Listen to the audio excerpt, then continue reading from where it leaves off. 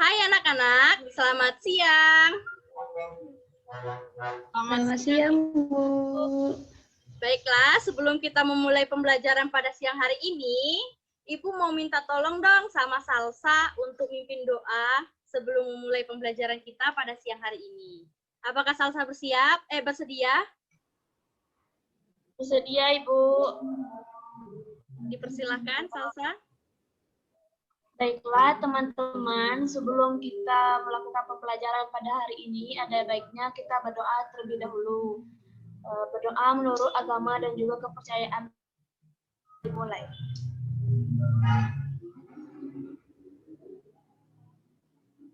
Berdoa selesai. Baik, terima kasih Salsa. Sama Ibu. Nah, pada siang hari ini, kita akan memulai pelajaran kelas 3, tema 4, subtema 1, yang berjudul Kewajiban dan Hakku di Rumah. Nah, sebelum kita memulai pembelajaran, lebih baik kita memulainya dengan yel-yel, biar lebih bersemangat untuk siang hari ini, karena kan udah pada ngantuk gitu kan, udah jam-jamnya istirahat. Baiklah, kita mulai ya, ikuti gerakan Ibu ya. Semangat, semangat. Yeay. Oke? Ya, betul. Yep. Ayo, mic-nya tolong diaktifkan. Kita mulai ya. 1, 2, 3. Semangat, semangat. Yeay. Ayo, sekali lagi kita mulai ya, yang lebih bersemangat. Semangat, semangat. Yeay. Mana suaranya? Semangat, semangat. Yeay. Oke. Baik. Nah, sebelum itu Ibu mau bertanya, apakah itu kewajiban? Ayo, ada siapa yang tahu? Ya, kepada Ryan. Kewajiban adalah sesuatu yang harus kita lakukan. Ya, benar sekali. Kewajiban adalah sesuatu yang diwajibkan atau sesuatu yang harus dilaksanakan. Nah, ada yang tahu nggak contoh kewajiban apa saja?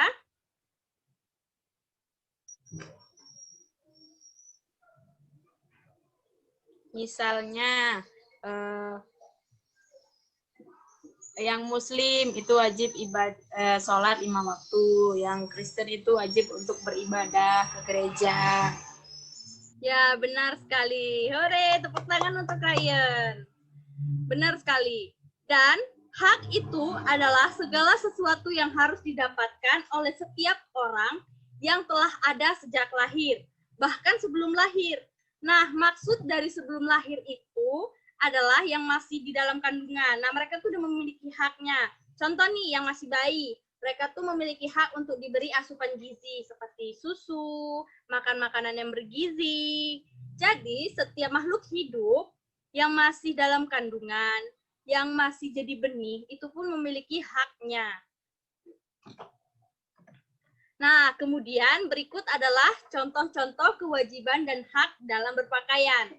Namun, hak dan kewajiban kita sebagai siswa ada bermacam-macam. Ada yang di rumah, ada yang di sekolah, dan ada juga yang di masyarakat. Nah, kita membahas itu yang di sekolah. Nah, hak dan kewajiban kita berpakaian. Yang pertama, kewajibannya yaitu mengenakan pakaian yang tidak menimbulkan nafsu atau syahwat bagi orang lain. Nah, maksudnya di sini kita harus berpakaian yang tertutup dan sopan. Yang kedua, menggunakan pakaian sesuai norma dan adat istiadat yang berlaku. Ya, seperti yang tadi dikatakan, kita itu setiap umat beragama, adat juga memiliki aturan-aturan dalam berpakaian. Tidak boleh berpakaian yang senonoh. Nah, yang ketiga, menggunakan jenis pakaian sesuai peraturan yang berlaku. Kayak di sekolah gitu kan, kita biasa ada hari Jumat tuh pakai baju Melayu. Terus ada juga hari Rabu apa Kamis tuh kita menggunakan batik. Nah, itu kewajiban. Nah, yang keempat, mengenakan pakaian yang tidak melecehkan suku, agama, ras, antar golongan. kayak misalnya nih ada kayak ditaruh di logo-logo di bajunya, tapi itu mencerminkan untuk melecehkan sesuatu suku, agama, atau apa itu tidak boleh. Kemudian kita juga kewajibannya mengenakan pakaian yang tidak menyerupai lawan jenis. Kemudian, nah kita tuh berkewajiban untuk memastikan pakaian yang kita pakai itu selalu bersih, tidak kotor, dan tidak berbau, agar kita pun pakainya nyaman. Kemudian, kewajiban yang selanjutnya, tidak berpakaian untuk menyombongkan diri atau memamerkan pakaian itu gitu. Sederhana aja, yang penting rapih, bersih, dan sopan. Kemudian kewajibannya itu tidak berpakaian yang ditunjukkan untuk menarik lawan jenis, ya. Yang kayak tadi lah yang di sebelumnya itu, tetaplah pakaian itu tertutup, jangan ada yang nampak-nampak gitu kan. Nanti kalau nampak-nampak bahaya, masuk angin nanti. Kemudian juga ada hak dalam berpakaian. Nah, hak ini yaitu segala sesuatu yang harus kita dapatkan. Nah, setiap orang tuh mendapatkan haknya dan harus mendapatkan haknya. Yaitu pertama, berhak memakai pakaian yang disukainya, tapi tetap dalam konteks sopan. Kemudian, berhak mengenakan pakaian sesuai kebutuhan dan kemampuannya. Kayak misalnya nih, mau pakai ini tapi budgetnya kurang gitu kan. Tapi ya tetap kita sebelum berpakaian tuh mikir juga sesuai enggak dengan budgetnya gitu. Kemudian berhak untuk mendapatkan kebebasan dalam jumlah yang pakaian dimiliki. Jadi kalau kita mau memiliki sebuah pakaian itu ya kita berhak untuk membatasi diri kita berapa jumlah yang akan kita miliki.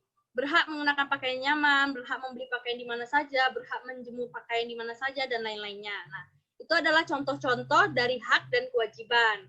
Apakah anak-anak sekalian sudah mengerti? Oke, lanjut lagi. Nah, Ibu mau minta tolong dong sama Nurlita untuk membacakan teks berikut. Hayu. Bersyukur memiliki pakaian. Manusia wajib melindungi tubuhnya. Siti juga selalu melindungi tubuhnya. Ia selalu melindungi tubuhnya dengan mengenakan pakaian yang rapi. Memiliki pakaian adalah hak setiap orang. Siti mendapat pakaian dari orang tuanya. Siti memiliki berbagai pakaian untuk dipakai sehari-hari. Siti memiliki pakaian untuk bermain dan untuk tidur. Siti juga memiliki seragam sekolah. Pakaian Siti selalu bersih dan rapi. Pakaian membuat Siti merasa nyaman. Pakaian melindungi tubuh Siti dari udara dingin dan panas matahari. Pakaian juga dapat menjaga Siti dari gangguan serangga. Siti bersyukur memiliki pakaian. Siti menjalankan kewajiban terhadap pakaian dengan baik. Siti selalu mengenakan pakaian dengan hati-hati. Siti menjaga pakaian agar tidak cepat kotor dan rusak. Ia mengenakan pakaian sesuai kebutuhan. Siti juga berpakaian sesuai kebiasaan yang berlaku di tempat tinggalnya. Tidak lupa, Siti juga mencuci bajunya bila kotor. Baik, terima kasih kepada Nurlita. Nah, sebelum itu Ibu mau bertanya. Coba ya kita masing-masing berpikir seperti ini. Hidup tanpa pakaian kita akan jadi seperti apa? Lalu, bagaimana jika kita tidak berpakaian saat hujan atau panas terik? Dan mengapa kita harus berpakaian? Nah, dari kesimpulan isi teks tersebut, kita dapat menarik kesimpulan bahwa berpakaian itu sangat penting bagi kita, dan juga berpakaian itu dapat melindungi kita dari segala macam cuaca, baik itu panas, dingin, atau apapun itu. Nah, hidup tanpa pakaian, ya kayak gimana ya? Ada rasa malu, dapat melukai diri juga, karena kan pakaian ini berfungsi untuk melindungi tubuh, dan juga kita harus banyak-banyak bersyukur atas rahmat yang telah Allah berikan kepada kita, dan yang telah kita peroleh dari orang tua. Jadi, anak-anak semua harus selalu mengucap syukur dan berterima kasih kepada orang tuanya. Dan juga, kita jangan lupa untuk gimana ya? Saat seseorang memberikan kita pakaian, hadiah atau apapun, kita harus selalu mengucap terima kasih. Nah, kemudian Ibu mau minta tolong dong sama Humairah. Kan tadi kita sudah mendengarkan Nurlita membaca teks tersebut. Nah, Ibu pengen tahu dong apa kewajiban di dalam teks tersebut yang terkandung.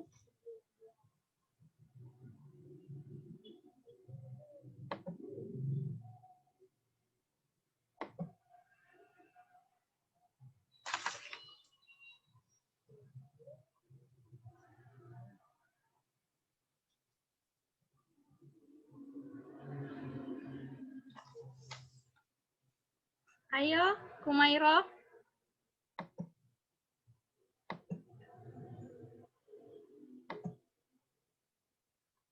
Ya udah deh, gantian siapa gitu.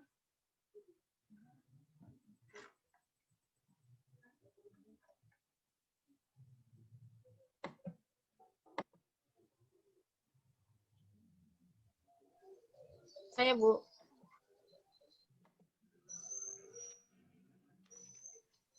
Ya, Ryan, silahkan. Ada teks yang bersyukur memiliki pakaian ya, Bu? Ya, yang tadi Nurlita bacakan. Pada teks tersebut, yang dapat disimpulkan adalah manusia wajib untuk melindungi tubuhnya. Kemudian, Siti wajib membersihkan pakaiannya apabila pakaiannya itu kotor. Kemudian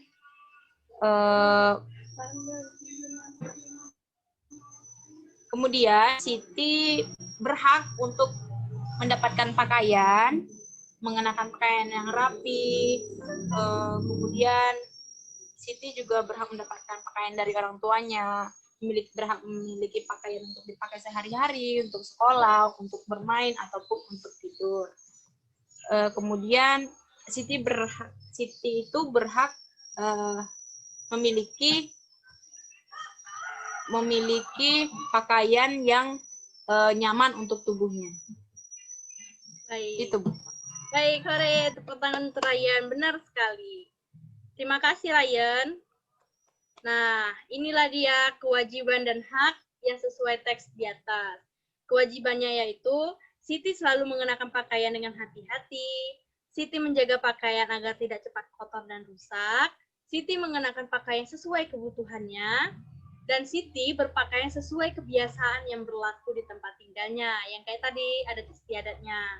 Kemudian Siti tuh wajib untuk mencuci pakaiannya bila kotor. Kemudian hak-haknya. Pakaian Siti itu melindungi tubuhnya dari udara panas dan dingin. Kemudian pakaian membuat Siti menjadi nyaman, seperti yang Ryan katakan. Dan juga pakaian juga dapat mengganggu dari serangan serangga. Siti memiliki pakaian untuk bermain, untuk tidur, dan untuk pergi ke sekolah. Siti juga berhak untuk selalu bersih dan rapi pakaiannya. Baiklah, benar sekali. Oh ya, pada sesi terakhir ini, sebelum kita mengakhiri pembelajaran kita siang hari ini, Ibu pengen dong salah satu dari siswa Ibu yang ini untuk menceritakan, kewajiban dan haknya, pengalamannya merawat pakaian, dan lain-lainnya. Saling sharing gitu. Ayo, siapa yang bersedia? Mana Kak neraka? Yang mana tuh? Aku kirim. Yang mana? Dia kemarin bilang beda skala, beda cara kawan. Nurlita, apakah Anda bersedia?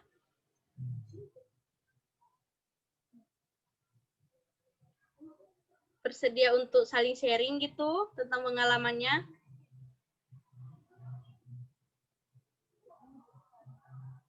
Ya, silakan Ryan.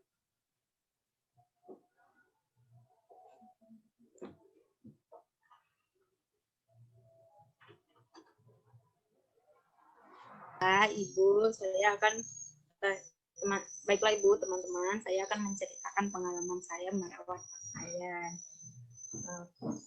Saya wajib membersihkan pakaian ketika kotor, tetapi karena saya belum bisa mencuci baju, maka yang mencuci baju adalah ibu. Kemudian karena ibu sudah mencuci pakaian saya dengan bersih dan rapi, saya harus menjaganya. Jadi saya wajib untuk menjaga baju saya agar tidak rusak, agar tidak terlalu kotor. Kemudian saya juga berhak mendapatkan baju atau seragam sekolah untuk dipakai ke sekolah dari orang tua saya. Kemudian pakaian sekolah itu saya rawat dengan baik, saya jaga agar tidak rusak. Baik, Sudah, Bu. terima kasih Ryan atas cerita dan pengalamannya. Adakah lagi yang bersedia untuk berbagi cerita? Oke, baiklah. Nah, dari hal pembelajaran kita pada siang hari ini, jadi setiap makhluk hidup itu memiliki kewajiban dan hak. Di saat kita mendapatkan hak, otomatis kita sebagai makhluk hidup harus melaksanakan kewajiban kita dengan senang hati dan dengan rasa penuh syukur. Nah, karena kita adalah siswi dan siswa SD, jadi kita harus banyak-banyak berterima kasih, banyak-banyak bersyukur, jangan mudah mengeluh, jangan mudah menggerutu kayak apa sih gini, jangan seperti itu.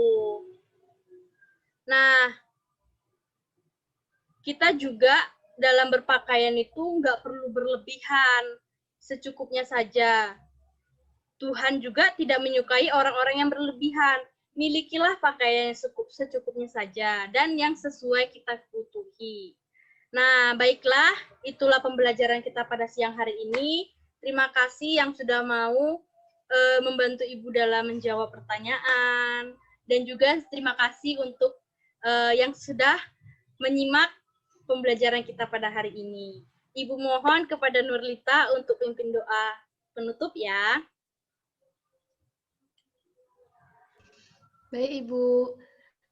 Oke, teman-teman, sebelum kita mengakhiri belajar kita, alangkah baiknya kita berdoa terlebih dahulu. Berdoa, mulai.